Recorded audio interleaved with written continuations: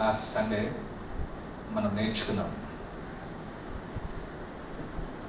There are 2 world's, 2 లోకాలు ఉన్నాయి. ఒకటేంటిది న్యాచురల్ కింగ్డమ్ ఒకటి, న్యాచురల్ వరల్డ్ ఒకటి, అదే రీతిగా spiritual world. Yes, so natural వరల్డ్లో మనం అందరము న్యాచురల్ వరల్డ్లో నివసిస్తున్నాం, అదే రీతిగా స్పిరిచువల్ వరల్డ్లో కూడా మనము జీవిస్తున్నాం. అయితే మనకు తెలిసింది చాలా వరకు న్యాచురల్ వరల్డ్లోనే జీవిస్తున్నామని మనం చాలా మంది అనుకుంటా ఉంటాం.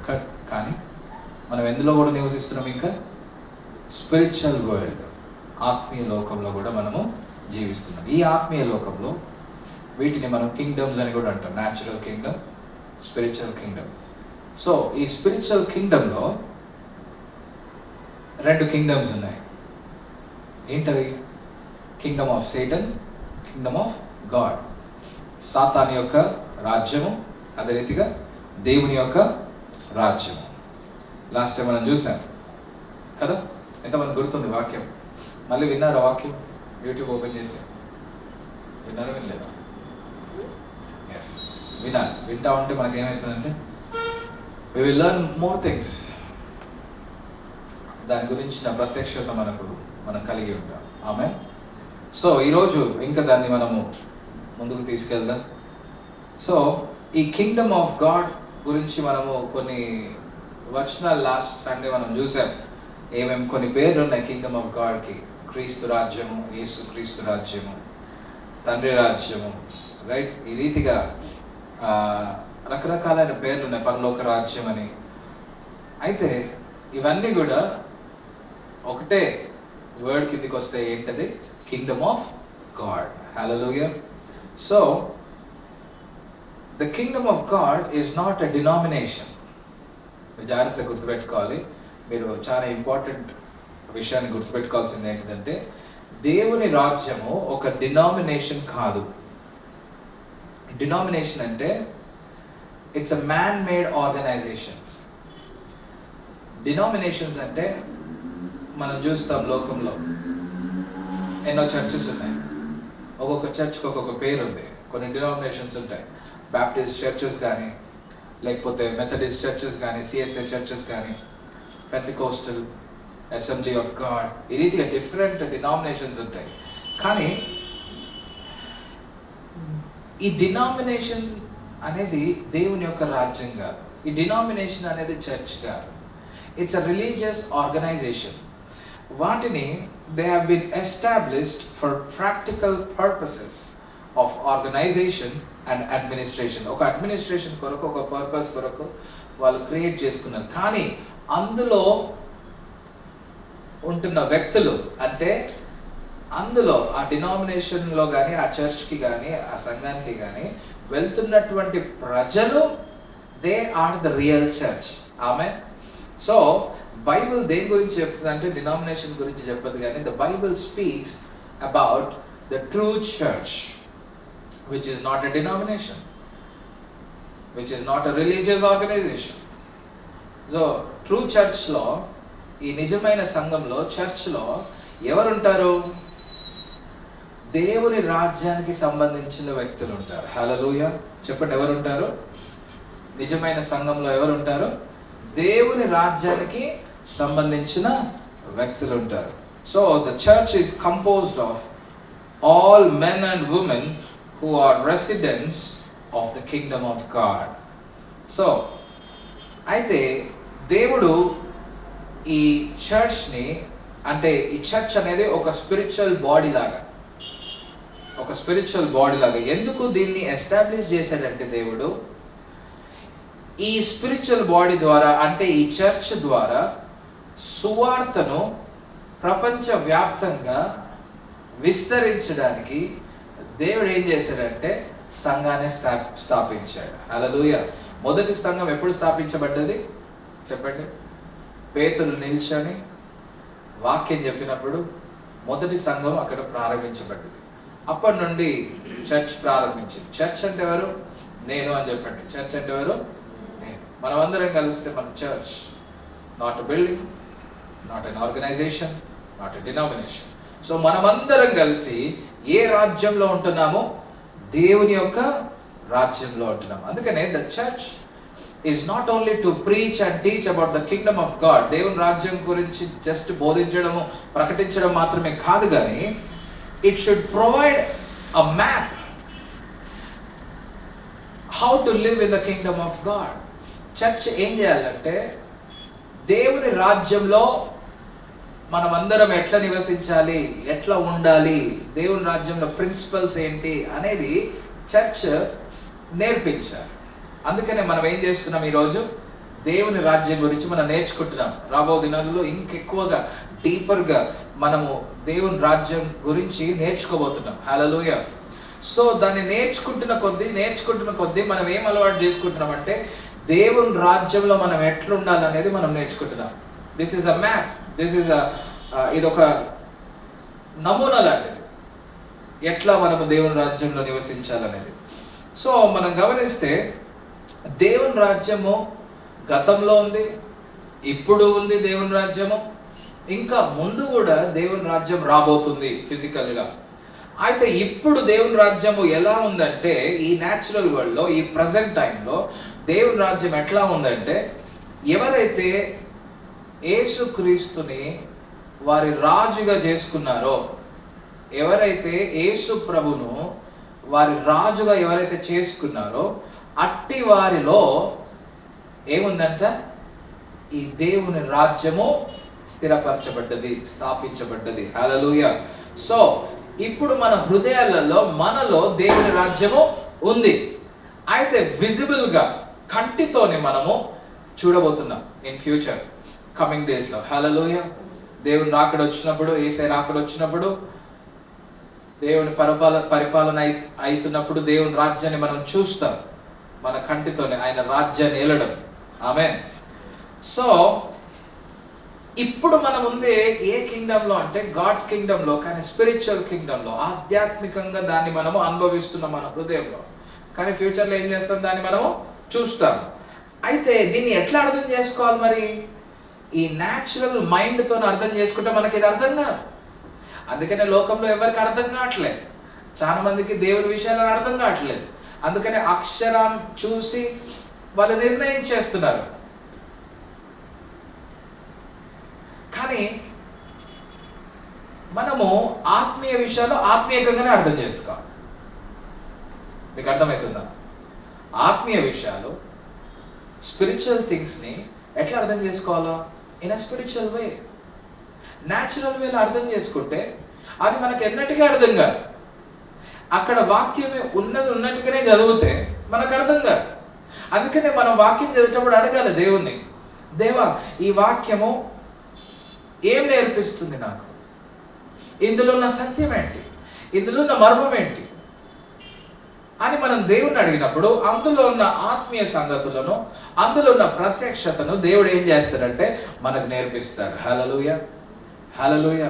అందుకే ఒక వచనం ఉంటుంది, తీయండి. 1 కొరింథీయులకు రాసిన పత్రిక 2వ అధ్యాయము 14వ వచనం.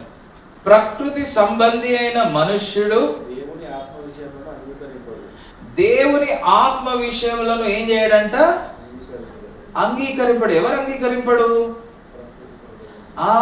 ప్రకృతి సంబంధమైన మనుష్యుడు దేవుని కార్యములను, అంటే దేవుని ఆత్మ విషయములను అంగీకరింపడు. అవి అతనికి ఎలా ఉన్నాయంట చెప్పండి? వెర్రితనంగా ఉన్నాయి. కొన్నిసార్లు మనము కొందరితో కొన్ని విషయాలను పంచుకున్నప్పుడు అవి వారికి వెర్రితనంగా ఉంటాయి, ఆత్మీయ విషయాలను పంచుకున్నప్పుడు. ఎందుకంటే ఆ ఎదుటి వ్యక్తి న్యాచురల్ వేలో అర్థం చేసుకుంటా ఉంటాడు. అందుకే ఈరోజు చాలా గొడవలు వచ్చేసాయి, అవునా? కానీ దేవుడికి స్తోత్రం కలుగుగాక, మీ అందరికీ ఈ ఆత్మీయ సంగతులు అర్థమవుతున్నాయి. అర్థమవుతున్నా మీరేం చేయాలి? దాన్ని పాటించడం నేర్చుకోవాలి. You should try to live according to it. ఆమేన్, హల్లెలూయా. దాన్ని అన్వయించుకోవాలి మీ హృదయంలోకి. మీ హృదయంలో లోతుగా దాన్ని అర్థం చేసుకోవాలి, దాని ప్రకారం జీవిస్తూ ఉండాలి. అర్థమైన వారు ధన్యులు కదా. అర్థమైన వారు ఎవరు? ధన్యులు. అర్థమైన నీవు ధన్యుడు. ఎస్, స్పిరిచువల్ థింగ్స్ మనకు అర్థమవుతున్నాయి అంటే మనం ధన్యులం. ఈరోజు చాలా మంది లోకంలో ఇది అర్థం కాని స్థితిలో ఉన్నారు. బైబిల్ని వాళ్ళు న్యాచురల్ వేలో చూస్తున్నారు, ప్రకృతి సంబంధంగా ఆలోచిస్తున్నారు. యేసుక్రీస్తు కన్యక పుట్టాడంటే ఎట్లా పుడతారు అని అంటున్నారు. అవునా? దాని వెనుకలున్న ఆత్మీయ విషయంలో వాళ్ళు తెలుసుకోలేని స్థితిలో ఉన్నారు. అందుకని ప్రకృతి సంబంధమైన మనుష్యుడు, చెప్పండి, ప్రకృతి సంబంధమైన మనుష్యుడు దేవుని ఆత్మ విషయములను అంగీకరింపడు. అవి అతనికి వెర్రితనంగా ఉన్నవి, అవి ఆత్మానుభవము చేతనే వివేచింపదగును గనుక అతడు వాటిని గ్రహింపజాలడు. అవి ఎట్లా వివేచింపాలంట చెప్పండి? ఆత్మానుభవము చేతనే వివేచింపదగును. ఆత్మానుభవము. You need to get an experience. నీకు ఒక ఎక్స్పీరియన్స్ రావాలి. రక్షించబడిన నీవు అక్కడ వరకు కాదు నీ life. You need to experience the taste of the salvation. రక్షణను గురించిన అనుభవం నీకు ఉండాలి. ఆ రీతిగా ఎట్లా వస్తుంది అనుభవము?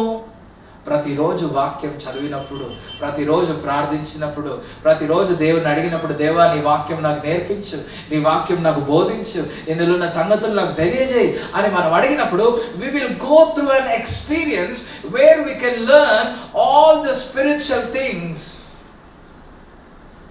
ఆ రీతిగానే మనకు దేవుని కార్యములు అర్థమవుతాయి. Unless and until you don't pray,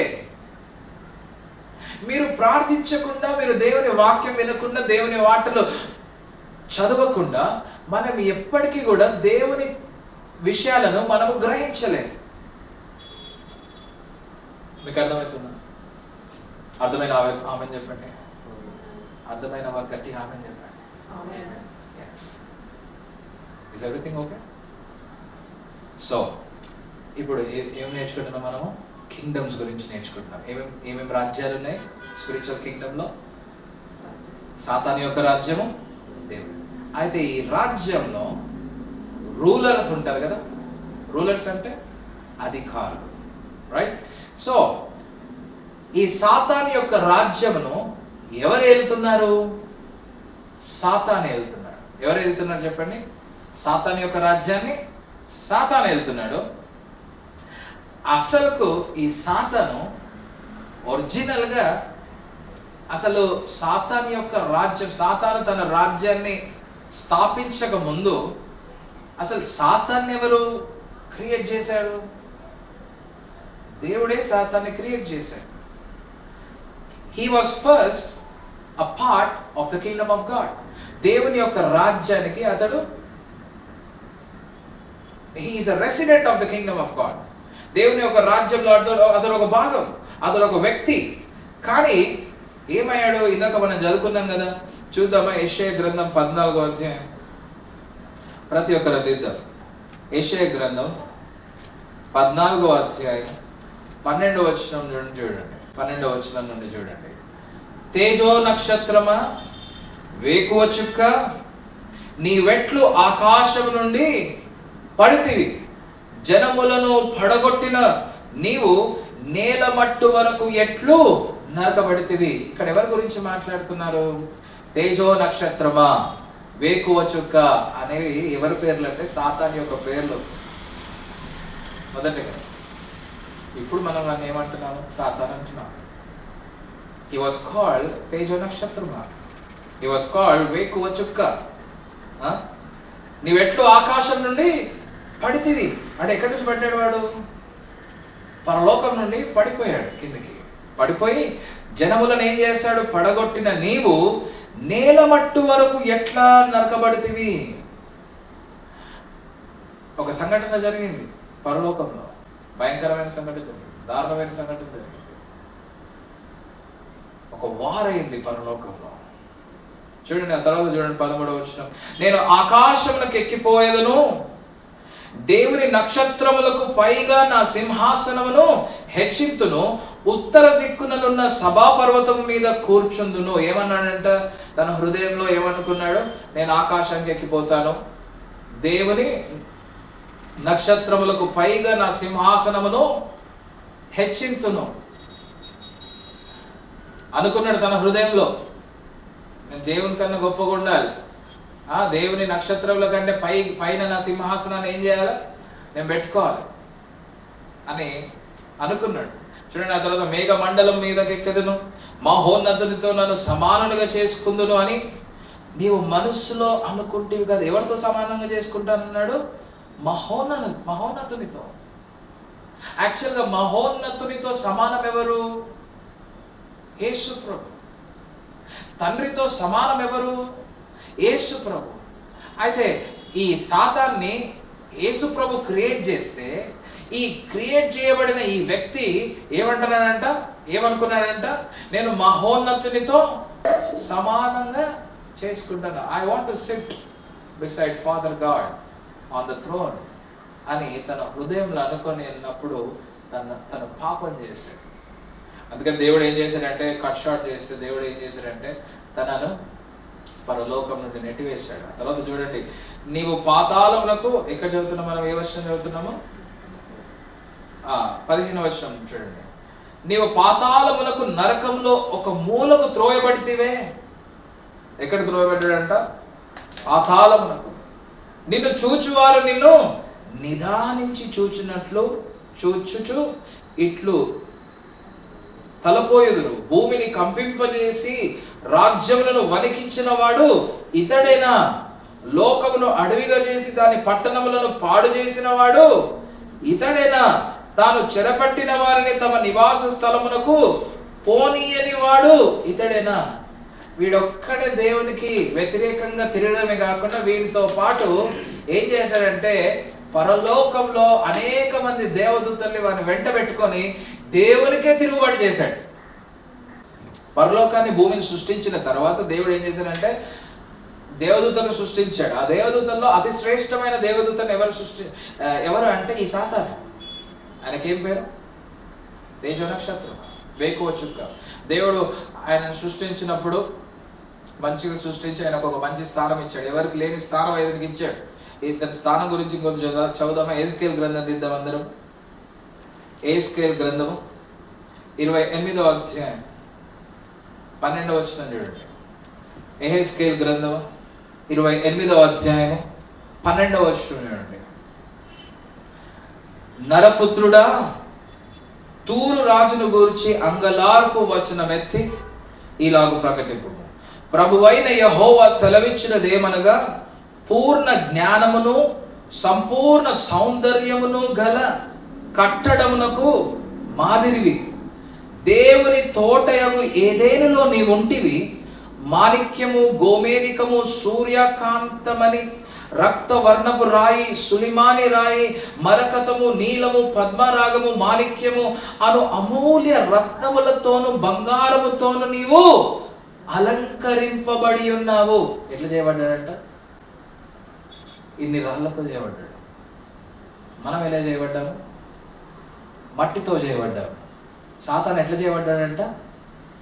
అక్కడ లిస్ట్ చదివారా మీరు? లిస్ట్ ఎప్పుడు వినలేదు కదా? విన్నారా ఎప్పుడైనా? అందులో మనం ఏం విన్నాం? రక్తవర్ణపు రాయి విన్నామా? ఇంగ్లీష్లో బాగుంటుంది. సరే, ఇప్పుడు మన టాపిక్ అది కాదు, ఎక్కువ అందులో డీప్గా నేను వెళ్ళట్లేదు. కానీ అన్ని రాళ్లతో చేయబడ్డాడు, అంటే శ్రేష్టంగా చేయబడ్డాడు. బంగారంతో కూడా చేయబడ్డాడు ఆయన. నీవు అలంకరింపబడి ఉన్నావు. నీవు నియమింపబడిన దినమున పిల్లల గ్రోవులు వాయించువారు నీకు సిద్ధమైనది. నిన్ను క్రియేట్ చేసినప్పుడు నీ కొరకు ఎవరు ప్రిపేర్ చేయబడ్డారు? నీ కొరకు ఎవరు సిద్ధం చేయబడ్డారు అంటే మ్యూజిషియన్స్. అంటే కొంచెం ఒక వైభవంగా, ఒక గొప్పగా, అసలు అద్భుతంగా దేవుడు ఎవరిని క్రియేట్ చేశాడంటే ఈ సృష్టిలో తనను క్రియేట్ చేశాడు. సాతాన్ని క్రియేట్ చేశాడు. అదేమైంది? అభిషేకము నొందిన కెరూబువై. Wow, anointed cherub. అభిషేకము నొందిన కెరూబువై ఒక ఆశ్రయముగా నీ ఉంటివి. అందుకే నేను నియమించి తిని దేవునికి ప్రతిష్ఠింపబడిన పర్వతము మీద నీ ఉంటివి. దేవుని కొరకే ప్రతిష్ఠింపబడిన ఒక పర్వతం ఉంది, ఒక మౌంటైన్ ఉంది. అక్కడికి ఎవ్వరు వెళ్ళలేరు. పరలోకంలో ఒక మౌంటైన్ ఉంది, ఒక పర్వతం ఉంది. అది ఓన్లీ దేవుడే అక్కడికి వెళ్తాడు అక్కడికి, ఇంకెవరు వెళ్ళలేరు. అక్కడికి పోయే ఛాన్స్ ఎవరికి ఉంది? అక్కడికి పోయే యాక్సెస్ ఎవరికి ఉందంటే వీడికి ఉంది, సాతానికి. అది అక్కడ చెప్తున్న మాట చూడండి.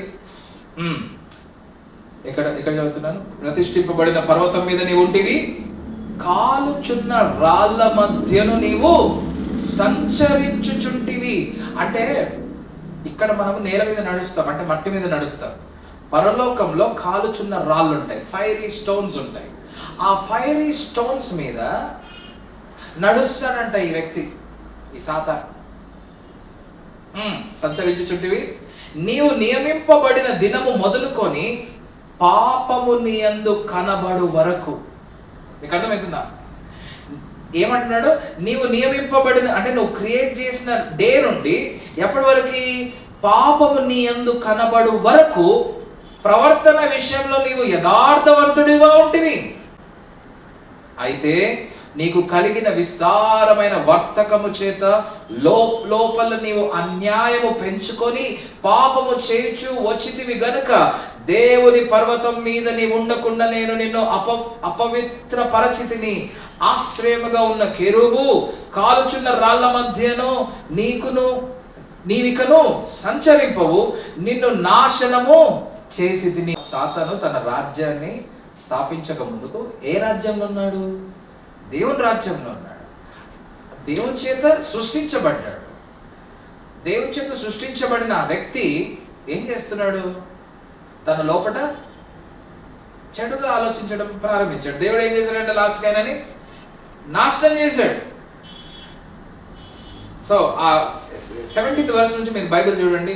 నీ సౌందర్యం చూచుకొని నీవు గర్వించిన వాడవై, నీ తేజస్సును చూచుకొని నీ జ్ఞానములు చెరుపుకొంటివి. కావున నేను నిన్ను నేలను పడవేసెదను, రాజులు చూచుచుండగాని నిన్ను హేళనకు అప్పగించెదను. ఆ చదువుకుంటూ పోతే 19వ వచనం వరకు చాలా విషయాలు ఉంటాయి.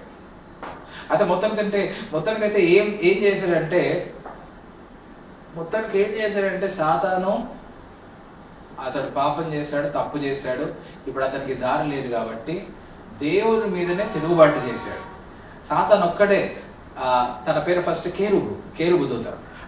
ఆయన ఒక్కడే తిరుగుబాటు చేయకుండా తనకు ఫ్రెండ్స్ కావాలి కదా, తనకి ఏమంటారు, సమూహం కావాలి, రైట్? తనకు ఒక గుంపు కావాలి, ఒక గ్రూప్ కావాలి. కాబట్టి అక్కడ ఉన్న ఏంజల్స్ అందరినీ, చాలా వరకు 1/3 ఆఫ్ ది ఏంజల్స్ని అతను ఏం చేశాడంటే తన వైపు తిప్పుకున్నాడు, మోసం చేశాడు. తిప్పుకొని అందరు కలిసి ఎవరి మీదకి తిరుగుబాటు చేశారు? దేవుని మీదకి తిరుగుబాటు చేశారు. దేవుని మీదకి తిరుగుబాటు చేస్తుంటారా? దేవుని మీద తిరుగుబాటు చేశారు. దేవుడు ఏం చేశారు? వాళ్ళని నాశనం చేశాడు, పడగొట్టేశాడు, పరలోకం నుండి త్రోసివేయబడ్డారు. అందుకని వాళ్ళు వచ్చి ఎక్కడ పడ్డారంటే ఈ నేల మీద పడ్డారు. సాతాను యొక్క రాజ్యం. సో అప్పటి నుండి వాళ్ళు ఏం చేశారు? సాతాను ఏం చేశాడంటే తన రాజ్యాన్ని స్థాపించుకున్నాడు. దేవుని రాజ్యం నుండి కింద పడ్డాడు. ఇప్పుడు ఏం చేశాడు? సాతాను తన రాజ్యాన్ని స్థాపించుకున్నాడు. ఆ రాజ్యం పేరేంటిది? మనం ఏమంటున్నాం ఇప్పుడు దాన్ని? సాతాను యొక్క రాజ్యం. So this is the thing. కానీ దేవుని యొక్క రాజ్యాన్ని ఎవరు రూల్ చేస్తున్నారు? తండ్రి అయిన దేవుడు, కుమారుడైన దేవుడు, పరిశుద్ధాత్మ దేవుడు దాన్ని రూల్ చేస్తున్నారు. సో ఈ రాజ్యంలో ఎవరుంటారు? రాజ్యంలో ఎవరెవరు ఉంటారు? రూలర్స్ ఉంటారు, రెసిడెంట్స్ ఉంటారు, అవునా? అధికారులు ఉంటారు, అదే రీతిగా అందులో నివసించే మనుషులు ఉంటారు కదా. అయితే ఈ స్పిరిచువల్ కింగ్డమ్స్ లో, ఈ సాతాన్ యొక్క రాజ్యంలో ఎవరు రెసిడెంట్స్ అంటే ఈవిల్ స్పిరిట్స్. ఈవిల్ స్పిరిట్స్ మనం ఏమంటామంటే డీమన్స్ అంటాం. చెప్పండి, ఏమంటాం? Demons. So evil spirits called demons are residents of the kingdom of Satan. ఈ సాతాను రాజ్యంలో ఎవరు నివాసం చేస్తున్నారు అంటే ఈవిల్ స్పిరిట్స్, అపవిత్రాత్మలు, దురాత్మలు. అయితే ఈ స్పిరిట్స్, ఈ ఈవిల్ స్పిరిట్స్ ఏం చేస్తాయో తెలుసా? వాటి పని ఏంటిదో తెలుసా? The spirits can enter into a human body. ఈ ఈ ఈ ఈవిల్ స్పిరిట్స్ ఏం చేస్తాయంటే ఒక హ్యూమన్ బాడీలోకి ఎంటర్ అవుతాయి. ఎంటర్ అయ్యి ఆ వ్యక్తిని ఏం చేస్తుందంటే టార్మెంట్ చేస్తుంది, అంటే హింసిస్తుంది. ఆ వ్యక్తిని కంట్రోల్ చేయగలుగుతుంది. ఆ వ్యక్తిని ఆ ఈవిల్ స్పిరిట్స్ ఏం చేస్తాయంటే కంట్రోల్లోకి తీసుకొని హింసిస్తూ ఉంటాయి. సో అందుకనే ఈరోజు చాలా మంది లోకంలో మనం గమనిస్తే చాలా మంది ఎందుకు చెడు ఆలోచనలు కలిగి ఉన్నారు, ఎందుకు చెడు తలంపులు కలిగి ఉన్నారు, ఎందుకు చెడు కార్యాలు చేస్తున్నారు అంటే వారి లోపట ఎవరు పనిచేస్తున్నారు? దురాత్మలు పనిచేస్తున్నాయి. కానీ చూడండి, by the end of this world, ఈ లోకము అంతమయ్యే లోపు ఇంకా సాతాను ఏం చేస్తాడో తెలుసా? అనేక మందిని, ఒక రెండు వ్యక్తులని, ఒక ఇద్దరు వ్యక్తులను ఏర్పరచుకొని ఈ లోకం అంతటిని మోసపరుస్తాడు. ఆ ఇద్దరు వ్యక్తులు ఎవరంటే యాంటీ క్రైస్ట్ అండ్ అబద్ధ ప్రవక్త, ఫాల్స్ ప్రాఫిట్. వీళ్ళిద్దరిని యూజ్ చేసుకొని సాతాను ఏం చేస్తాడంటే ఈ లోకం అంతటిని మోసపరుస్తాడు, మోసంలోకి తీసుకొస్తాడు.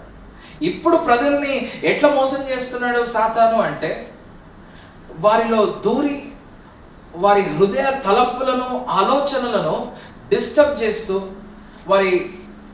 వారికున్న ఆ తలంపులను చెడగొడుతూ మనుషులలో ఎంటర్ అయ్యి వారిని ఏం చేస్తున్నాడంటే సాతాను నాశనం చేస్తా ఉన్నాడు జీవితాలను. అయితే కింగ్డమ్ ఆఫ్ గాడ్లో, దేవుని యొక్క రాజ్యంలో ఎవరుంటారు? దేవుని యొక్క రాజ్యంలో దేవదూతలు ఉంటారు. అయితే సాతాన్ రాజ్యంలో ఎవరు ఉంటారు? ఈవిల్ స్పిరిట్స్ ఉంటాయి. కానీ దేవుని రాజ్యంలో ఎవరు ఉంటారు? దేవదూతలు ఉంటారు. ఈ దేవదూతలు ఏం చేస్తారంటే దేవుని బిడ్డలకు సహాయపడతారు. ఆమేన్, హల్లెలూయా. అందుకని మీరు గమనిస్తే యేసయ్య 40 రోజులు ఉపవాసం చేసిన తర్వాత అతనికి పరిచారం చేయడానికి ఎవరు వచ్చారు? దేవదూతలు వచ్చారు. ఆమేన్, హల్లెలూయా. దేవదూతలు వచ్చి ఏం చేశారు? యేసయ్యకు పరిచారం చేశారు. ఈరోజు దేవుని బిడ్డవైన నీవు, యేసయ్య నమ్ముకున్న నీకు ఎవరు నీకు సహాయం చేస్తున్నారు?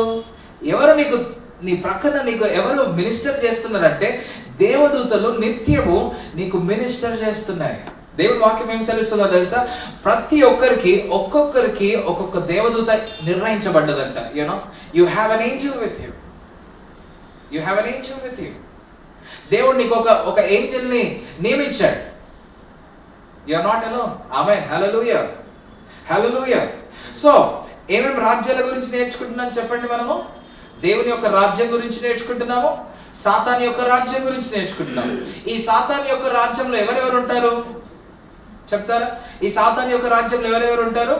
దురాత్మలు ఉంటాయి, అపవిత్రాత్మలు ఉంటాయి. ఇవి ఏం చేస్తాయి? మనుషులలో ఎంటర్ అవుతాయి.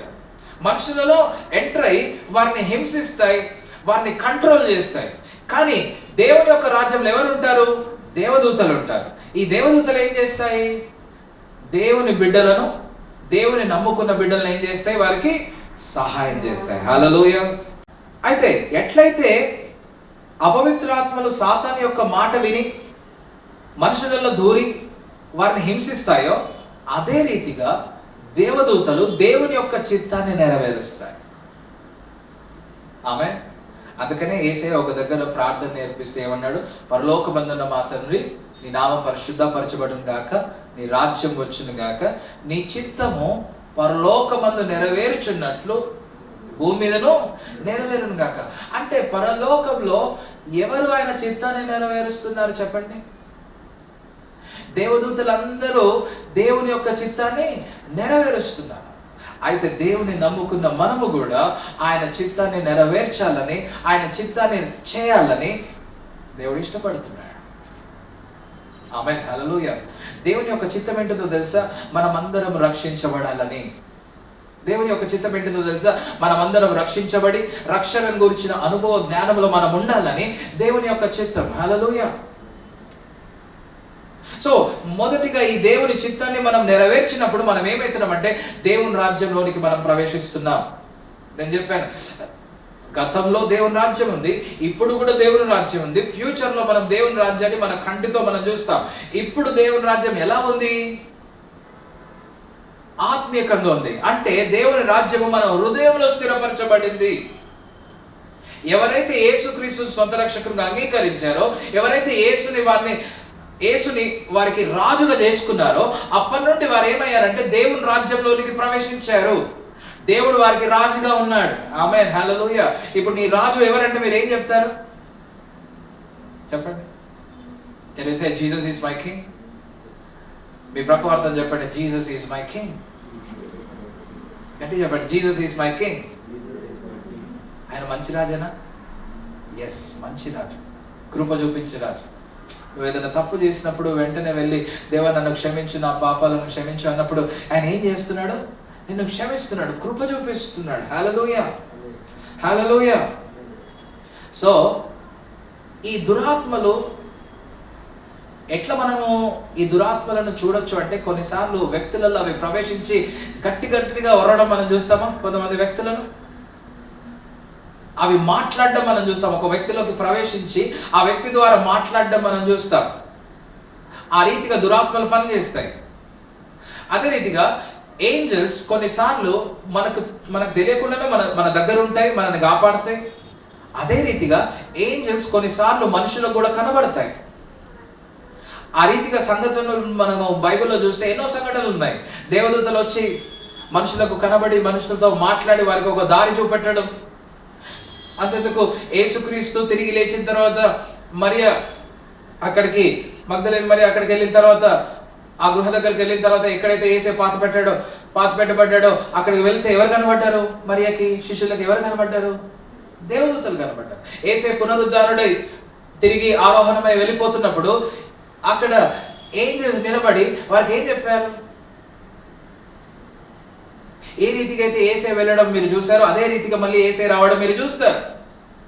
ఆమేన్, హల్లెలూయా. అంటే చాలా మందికి బైబిల్లో ఎవరు కనబడ్డారు? ఏంజల్స్ కనబడ్డారు.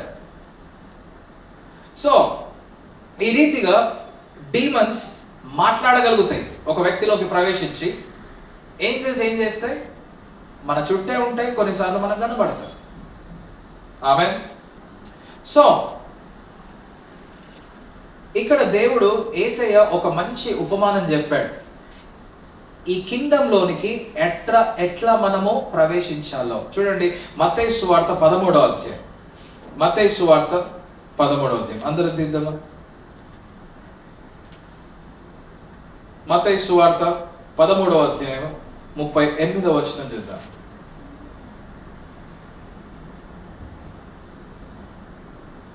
చదువుదాం. పొలము లోకము, మంచి విత్తనములు రాజ్య సంబంధులు, గురుగులు దుష్టుని సంబంధులు.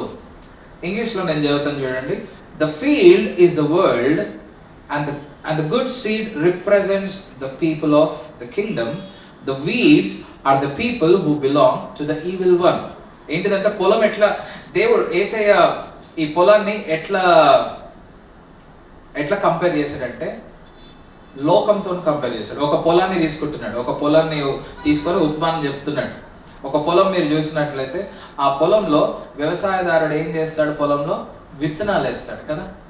ఆ పొలము ఎటువంటిదంటే లోకం వంటిది. ఆ పొలం దేన్ని సూచిస్తుంది? లోకంని సూచిస్తుంది. ఆ పొలంలో విత్తనాలు విత్తినప్పుడు మంచి విత్తనం ఎవరు అంటే చూడండి, అక్కడ మంచి విత్తనములు ఎవరంట? రాజ్య సంబంధులు. చెప్పండి, ఎవరు మంచి విత్తనములు? రాజ్య సంబంధులు. ఆ తర్వాత చూడండి, గురుగులు అంటే the bad seed, the weeds. ఏ సంబంధులు అంట? దుష్టుని సంబంధులు అంట. చూడండి, ఒక మంచి విత్తనం మొలకెత్తిన తర్వాత అక్కడ అనవసరమైన విత్తనము పెరిగితే దాన్ని ఏం చేస్తారు? తీసేస్తారు కదా. అయితే ఈ మంచి విత్తనము దేనితోని పోల్చబడింది అంటే దేవుని సంబంధులు, అంటే దేవుని రాజ్యంలో ఉన్న రెసిడెంట్స్. ఎవరు దేవుని రాజ్యంలో ఉండే వ్యక్తులు? ఎవరైతే యేసుక్రీస్తుని సొంత రక్షకునిగా అంగీకరిస్తారో వారు మంచి విత్తనము. వారు ఎక్కడున్నారు? దేవుని రాజ్యంలో ఉన్నారు. అయితే ఎవరైతే యేసుక్రీస్తుని సొంత రక్షకునిగా అంగీకరించలేదో వారెవరు చెప్పండి? అక్కడేముంది? గురుగులు, అంటే the weed, the evil one, దుష్టుని సంబంధులు. అయితే ఈరోజు దేవుడు మీకు వేసిన ప్రశ్న ఏంటిదంటే, మనం ఎవరి సంబంధులం? మనం ఎవరి సంబంధులం? దేవుని రాజ్య సంబంధులమా, దుష్టుని సంబంధులమా? దేవుని రాజ్యంలో మనం రెసిడెంట్సా, or else we are the residents of the kingdom of Satan? సాతాన్ రాజ్యంలో ఉన్న వ్యక్తులమా మనము, దేవుని రాజ్యంలో ఉన్న వ్యక్తులమా? సో సాతాన్ యొక్క రాజ్యంలోనికి ఎట్లా ప్రవేశిస్తాడు ఒక వ్యక్తి అంటే, న్యాచురల్ గా పుడుతున్న ప్రతి ఒక్క వ్యక్తి సాతాన్ రాజ్యంలోనే పుడుతున్నారు. చూడండి, కీర్తనలు 51వ అధ్యాయం 5వ వచనం. కీర్తనలు 51వ అధ్యాయం 5వ వచనం మీరు గమనిస్తే, నేను పాపంలో పుట్టిన వాడను, పాపంలోనే నా తల్లి నన్ను గర్భంను ధరించను అని దేవుని వాక్యం సెలవిస్తుంది. దావీదు అంటాడు, ఏమంటాడు? నేను పాపంలో పుట్టిన వాడను, పాపంలోనే నా తల్లి నన్ను గర్భము ధరించను. అంటే మనం అర్థం చేసుకోవాల్సిన విషయం ఏంటిదంటే, పుడుతున్న ప్రతి ఒక్క శిశువు ఏ రీతిగా పుడుతున్నారు? పరిశుద్ధంగా పుట్టట్లేదు. ఈ లోకంలో పరిశుద్ధంగా ఒకరు పుట్టిందంటే ఎవరు? యేసుక్రీస్తు మాత్రమే. ఆమేన్, హల్లెలూయా. పుడుతున్న ప్రతి ఒక్క వ్యక్తి ఈ లోకంలో ఎట్లా పుడుతున్నారంటే పాపంలోనే పుడుతున్నారు. అంటే ఏ రాజ్యంలోనికి ప్రవేశిస్తున్నారు? పుట్టుకతోనే. చెప్పండి, ఏ రాజ్యంలోకి ప్రవేశిస్తున్నారు? దుష్టుని రాజ్యం. అంటే సాతాను యొక్క రాజ్యంలోనికి ప్రవేశిస్తున్నారు.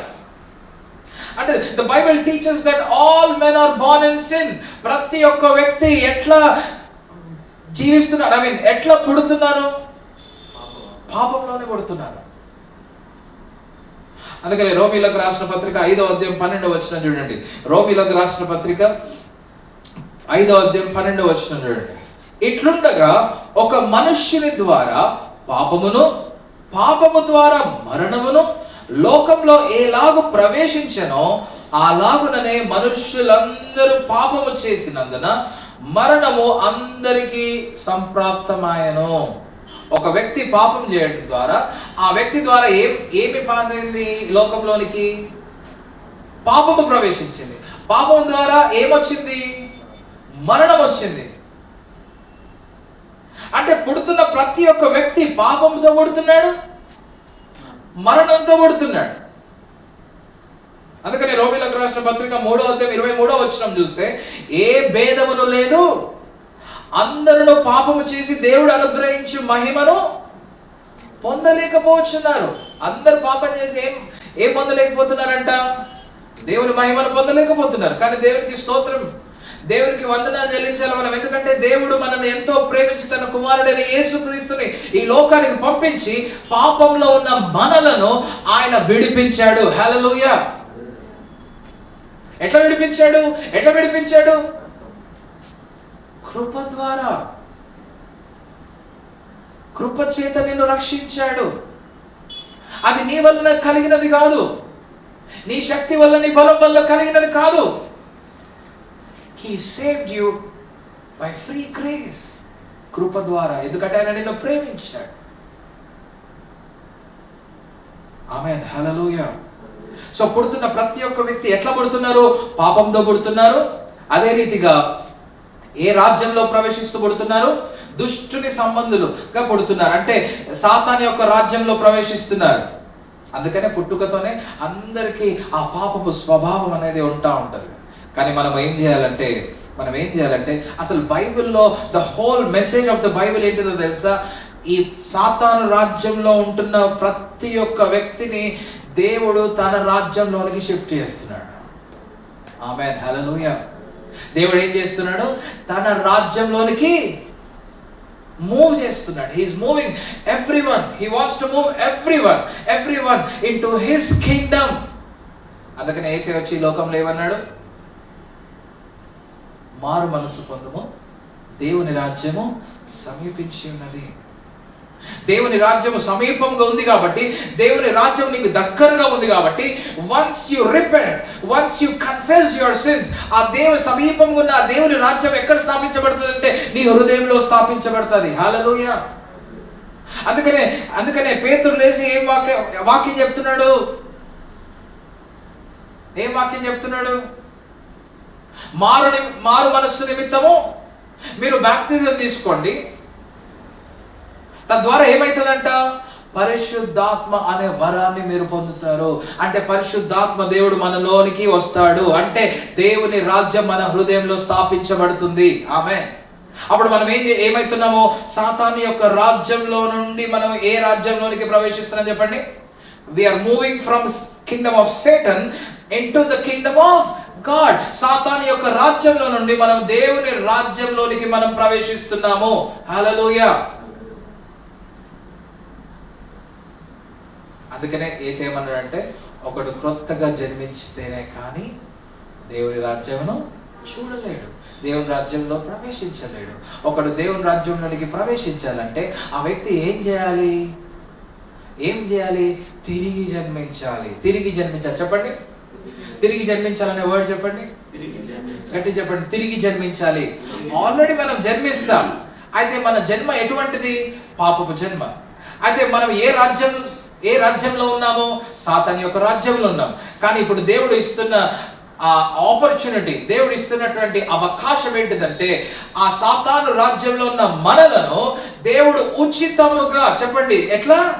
ఉచితముగా తన ప్రాణాన్ని అర్పించి, యేసయ్య తన ప్రాణాన్ని అర్పించి తన రక్తాన్ని కార్చి, నీ కొరకు కల్వరి సిలువలో తన అమూల్యమైన రక్తాన్ని కార్చి నిన్నేం చేశాడంటే నీ పాపాన్ని కొట్టివేసి నీకు ఒక నూతన జీవితాన్ని ఇస్తున్నాడు. హల్లెలూయా. అందుకని ఈ సంవత్సరం దేవుడు మనకి ఇచ్చిన వాగ్దానం ఏంటి? ఎవడైనా క్రీస్తునందు ఉన్నాడో వాడు నూతన సృష్టి, ఇదిగో పాతవి గతించెను, సమస్తము క్రొత్తమాయెను. ఎందుకంటే పాత రాజ్యంలో ఇక మనము లేము, ఆ పాత సాతాను రాజ్యంలో ఇక మనము లేము. యేసుక్రీస్తు నమ్మిన మనం ఏమైతున్నాము? దేవుని రాజ్యంలోనికి ప్రవేశిస్తున్నాము. హల్లెలూయా, హల్లెలూయా, హల్లెలూయా. ఇప్పుడు మనం ఏమైతున్నామంటే, ఇన్ని రోజులు మనము సాతానుకి విధేయతగా ఉన్నాం. ఇప్పుడు ఎవరికి విధేయతగా ఉంటున్నాము? దేవునికి విధేయతగా ఉంటున్నాము. హల్లెలూయా. This is a blessing. This is a blessing. అందుకనే యేసయ్య ఏం కోరుకుంటున్నాడంటే, ఏమంటున్నాడంటే, తిరిగి జన్మించాలి. తిరిగి జన్మిస్తేనే మనం దేవుని రాజ్యంలోనికి ప్రవేశిస్తాం. So when they enter into the kingdom of God, మనం దేవుని రాజ్యంలోనికి మనం ప్రవేశించినప్పుడు ఆ రాజ్యంలో ఉన్న విలువలను మనము నేర్చుకోవాలి. అవునా కదా? ఇండియాలో ఉన్న రూల్స్ అండ్ రెగ్యులేషన్స్, యుఎస్లో ఉన్న రూల్స్ అండ్ రెగ్యులేషన్స్, దుబాయ్లో ఉన్న రూల్స్ అండ్ రెగ్యులేషన్స్కి అన్నీ ఈక్వల్గా ఉంటాయా? వాళ్ళ రూల్స్ వీళ్ళ రూల్స్ ఉండవు. అక్కడికి పోతే మనకు చాలా కష్టం అయిపోతుంది. ఎందుకు? మనం ఎన్ని రోజులు ఈ రూల్స్ అండ్ రెగ్యులేషన్స్లో మనం బ్రతికాం. అక్కడికి పోతున్నప్పుడు మనం ఏం తెలుసుకోవాలి? వేరే కంట్రీకి పోతున్నప్పుడు వాటి యొక్క రూల్స్ ఏంటి, వాళ్ళు ఎట్లా జీవిస్తున్నారు, వాళ్ళ పద్ధతులు ఏంటి, వాళ్ళ కల్చర్ ఏంటిది, we need to learn about it. And అందులో ప్రవేశించినప్పుడు మనం దాని ప్రకారం జీవించకపోతే మనం ఉండలేము అక్కడ, రైట్? అదే రీతిగా దేవుని రాజ్యంలో ఉన్న విలువలను మనము నేర్చుకోవాలి. దేవుని రాజ్యంలో ఒక వ్యక్తి ఎలా ఉంటాడు? ఆమేన్. ఒక మాట చెప్పనా? దేవుని రాజ్యంలో వ్యక్తులను దేవుని రాజ్యంలో ఎట్లా ఉండాలని కోరుకుంటున్నాడంటే, ఒక మాట చెప్తా. అందుకని యేసయ్య ఒక దగ్గర ఏమంటాడంటే, మీరు ఏమి తింటారో, ఏమి త్రాగుతారో, ఏమి ధరించుకుంటారో చింతించకుడి, ఇవన్నీ తండ్రికి తెలుసు. అయితే మీరు ఏం చేయాలి? దేవుని యొక్క రాజ్యాన్ని, నీతిని మొదట వెతకుడి. అంటే దేవుని యొక్క రాజ్యంలో ఉంటున్న మనము ఎట్లాంటి విలువలను మనం నేర్చుకోవాలంటే, మన తిండికి కానీ, మనం ధరించుకునే బట్టలకు కానీ, మనం ఆహారానికి కానీ చింతపడకూడదు. ఆమేన్. దేవుని రాజ్యంలో ఉన్న వ్యక్తి చింతపడడు. దేవుని రాజ్యంలో ఉన్న వ్యక్తి చింతపడడు. దేవుని రాజ్యంలో ఉండని వ్యక్తి ఏం చేస్తాడు? సాతాను రాజ్యంలో ఉన్న వ్యక్తి చింతపడతా ఉంటాడు. అయ్యో నాకు తిండి ఎట్లా, అయ్యో నాకు వస్త్రాలు ఎట్లా నాకు డబ్బు, నేను ఎట్లా బ్రతకాలి, నా పిల్లలు ఎట్లా బ్రతకాలి, నేను ఎట్లా నా ఫ్యామిలీని పోషించాలని చింతపడతా ఉంటాడు. కానీ దేవుని రాజ్యంలో ఉన్న వ్యక్తి చింతపడడు. అతడు నమ్ముతాడు. ఏమని నమ్ముతాడు? నా తండ్రికి అన్నీ తెలుసు, కాబట్టి నేను ఫస్ట్ చేయాల్సింది ఏంటిదంటే, నా తండ్రిని, ఆ దేవుణ్ణి, ఆయన రాజ్యాన్ని, ఆయన నీతిని మొదటగా నేను వెతకాలి. This is the principles of the kingdom of God. దేవుని రాజ్యంలో ఉన్న ప్రిన్సిపల్స్ ఇవి. ఇట్లాంటి ప్రిన్సిపల్స్ మనం ముందు ముందు చాలా నేర్చుకుంటాం. ఆమేన్. That's new life. అందుకనే ఎవడైనా క్రీస్తునందు ఉండేవాడు వాడు నూతన సృష్టి, కొత్త లైఫ్ ఇచ్చాడు దేవుడు మనకి. ఈ కింగ్డమ్ ఆఫ్ గాడ్ లో న్యూ లైఫ్. పాత లైఫ్ అయిపోయింది. ఆ పాత లైఫ్ లో నువ్వు బాధపడ్డావేమో, ఈ లైఫ్ లో నువ్వు బాధపడద్దు, సంతోషంగా ఉండాలి. ఎందుకంటే the Joy of the lord is your strength. నీ సంతోషం ఎవరై ఉండాలి? క్రీస్తులో నువ్వు సంతోషాన్ని వెతుక్కోవాలి. ఆమేన్. నువ్వు ఇది వరకు ఒంటరి వాడిగా ఉన్నావేమో, నో, ఇప్పుడు నువ్వు దేవుని రాజ్యంలోకి ప్రవేశించావు కాబట్టి నువ్వు ఒంటరి వాడవు కాదు. నీతో దేవుడు ఉన్నాడు, నీ పక్షంలో దేవుడు ఉన్నాడు. అందుకని దేవుని వాక్యం ఏం సెలవిస్తుందంటే, నీతిమంతుల పక్షంన ఆయన వ్యాజ్యమాడు దేవుడు, నీతిమంతుల ప్రార్థన ఆలకించే దేవుడు, నీతిమంతుల మొరను అంగీకరించే దేవుడు, నీతిమంతుల కోరికలను ఆయన సఫలపరిచే దేవుడు. Because you are in the kingdom of God.